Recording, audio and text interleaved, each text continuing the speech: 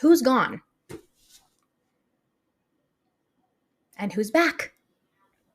What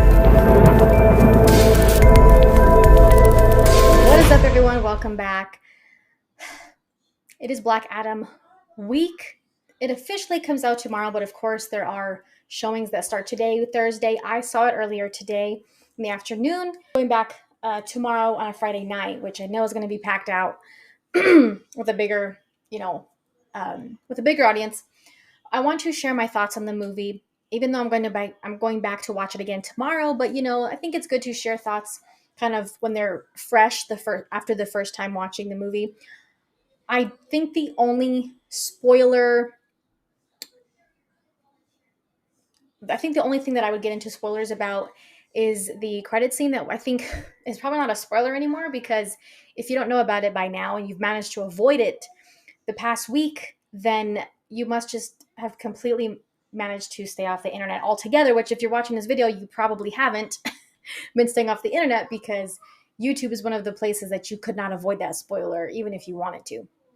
So anyway, I'm not going to be getting into any spoilers for the rest of the movie. As time kind of goes on and people have a more, people start watching it more and start talking about things that are considered spoilers, then I'll get into that. For now, I just want to give my general thoughts on the movie. First of all, let me say the hate that this movie is getting from some critics is definitely unnecessary, not warranted at all. Is it a perfect movie? Of course not.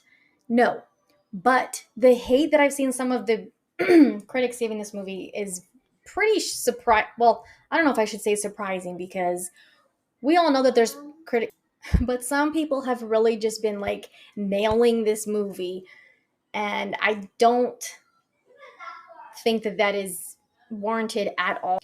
I thoroughly enjoyed the movie. Like, I really did. It was enjoyable. I wasn't bored. I mean, yes, there is humor. Um just like, I mean, they showed some of the humor in the trailers, and I think that the humor was not like some humor in these genre of movie, well, pretty much any genre of movie, but especially these genre movies, especially when you're dealing with a darker character or a character that's like a villain type of character. Sometimes humor can make it like cringy or kind of take you out of the movie.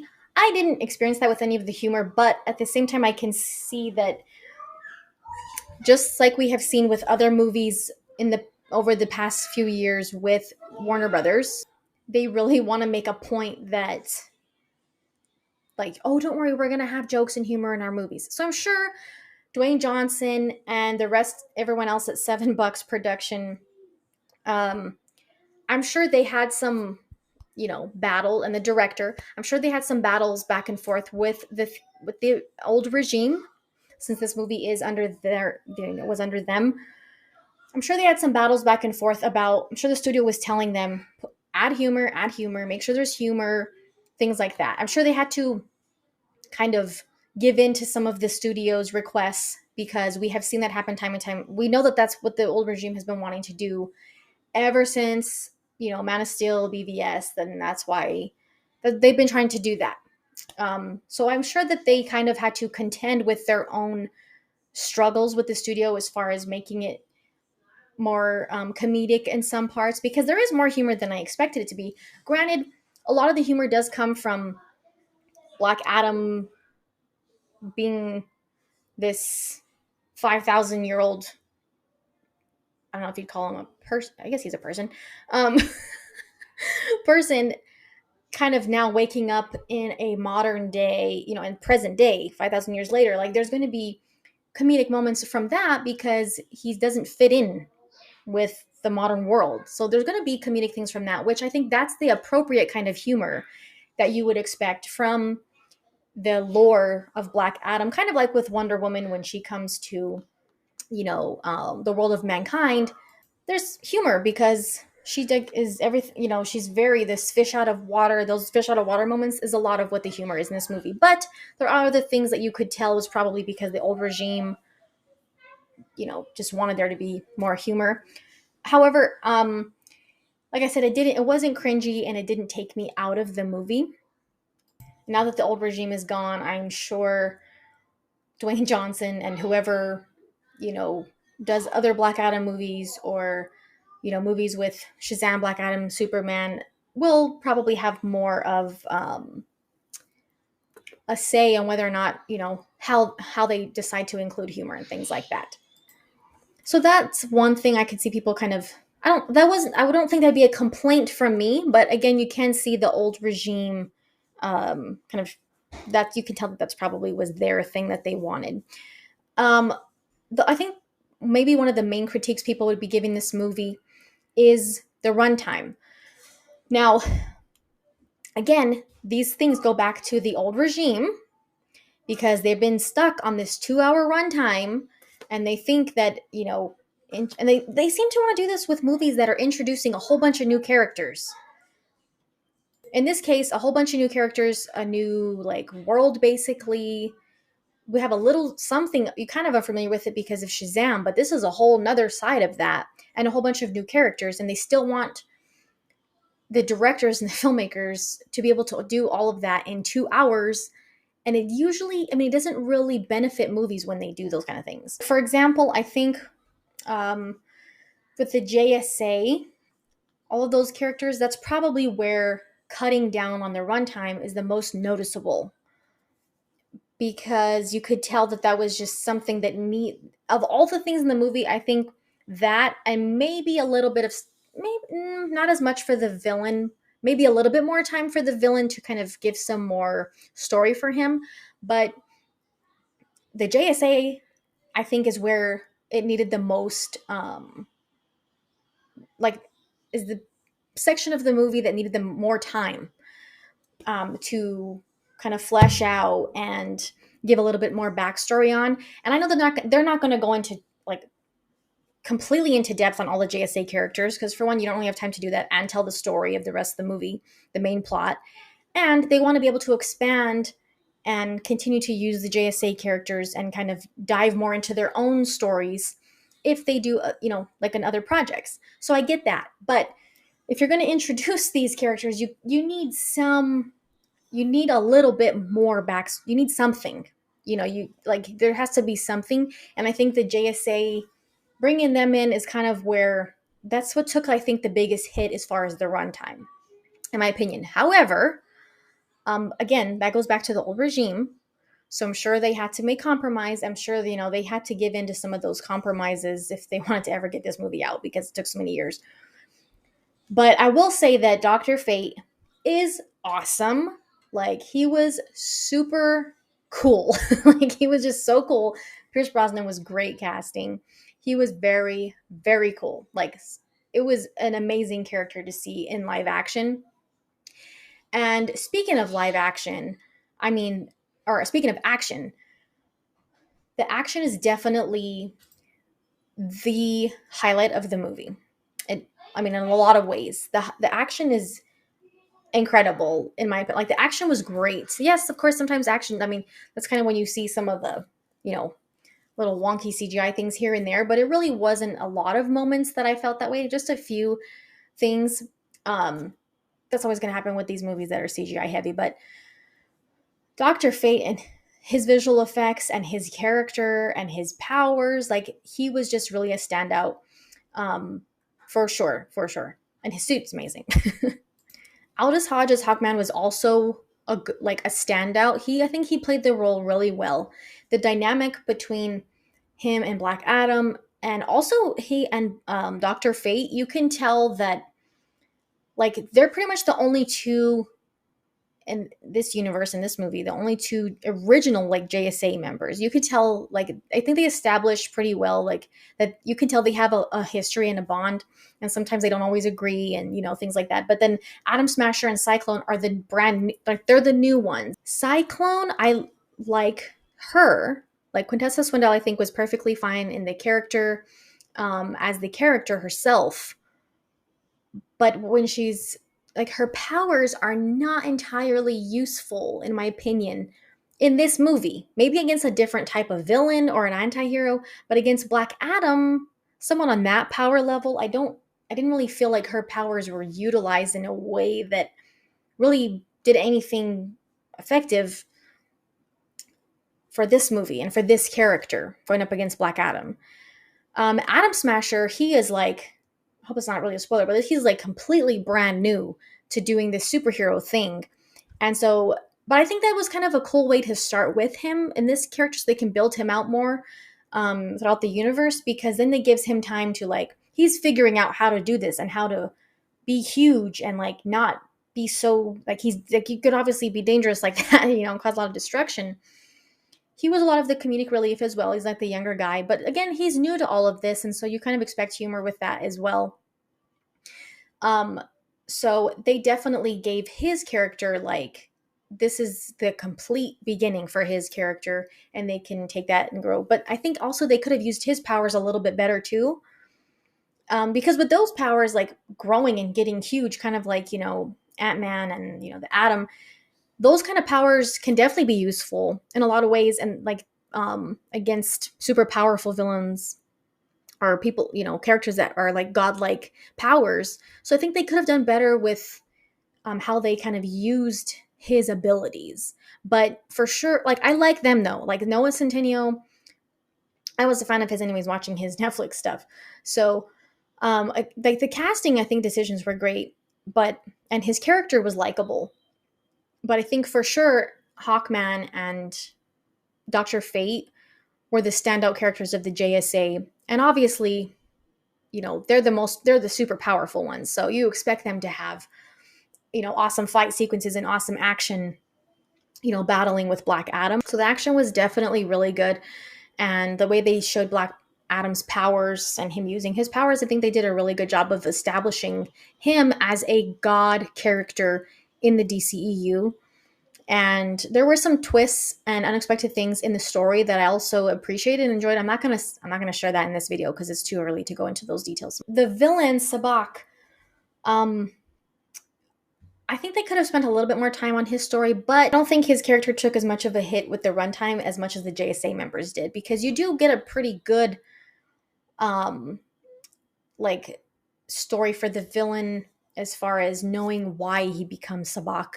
And like you don't really I don't think there's much missing from that. Again, I think casting was good for that character as well. I don't remember his name. It was the same actor who played Jafar in Aladdin, and I thought he was actually pretty good as Jafar in Aladdin. But I think now even with a really dark villain, I think he did pretty well with that in this character too.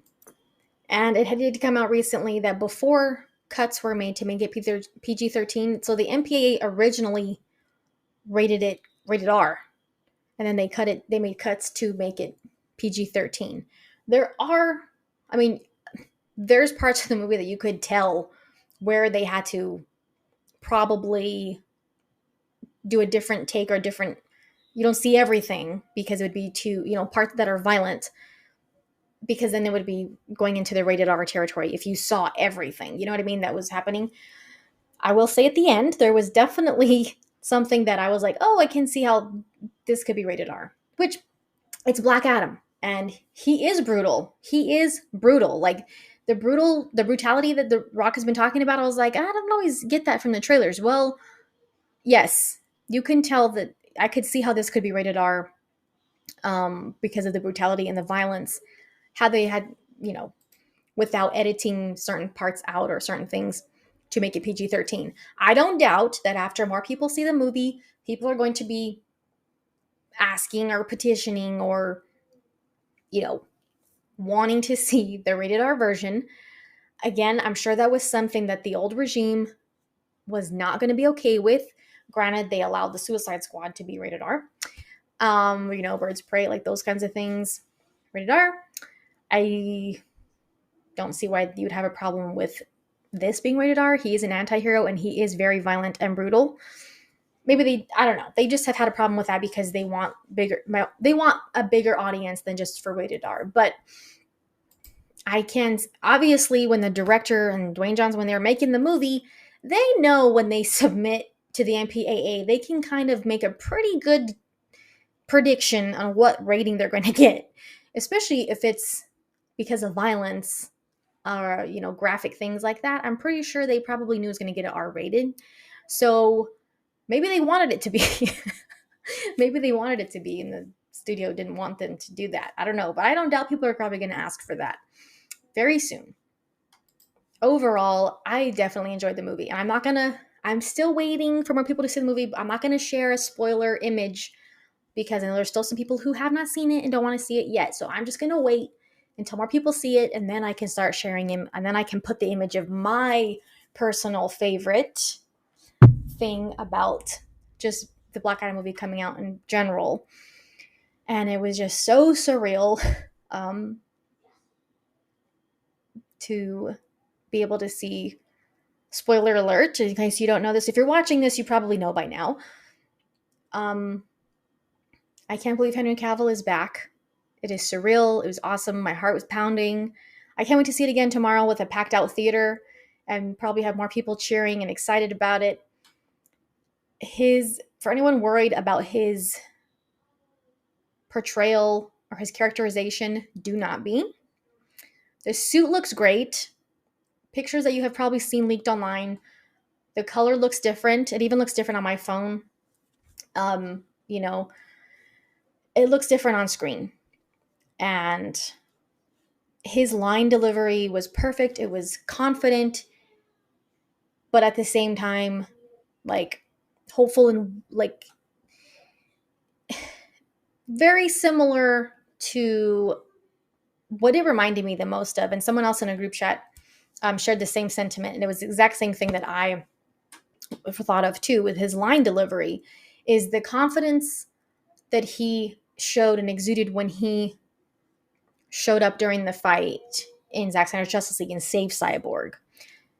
That not impressed line that he says to Steppenwolf, that kind of delivery and portrayal that's what immediately, even when I saw the leaked version and I couldn't hear everything he said, that's what I thought of. And seeing it on the big screen, I feel the same way.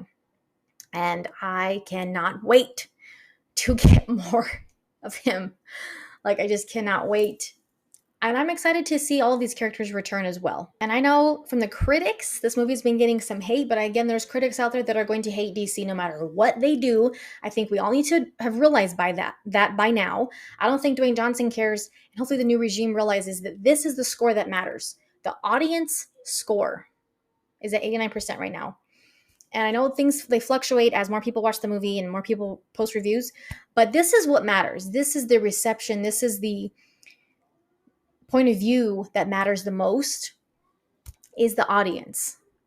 Your fans, your audience, your fans. And every interview that we've seen over these past couple, 2 weeks or so, Dwayne Johnson continues to say that, and continues to say that they are going to, him at $7 and his production company are going to listen to the fans. And that's exactly how we got Henry back. And I'm here for it. And this is the score that matters. So I hope the new regime is paying attention to this more than anything. So side note, Restore the Trend of Snyderverse is trending right now. No surprise there. I know I keep rambling, but The Rock continues to mention that the old regime is gone. The old leadership, there's new leadership now. And he said that he is happy about that and he feels good about it. So that's great to hear. And again, he keeps saying the fans are not going to be ignored anymore because they've been ignored for a long time. And it feels good to have someone finally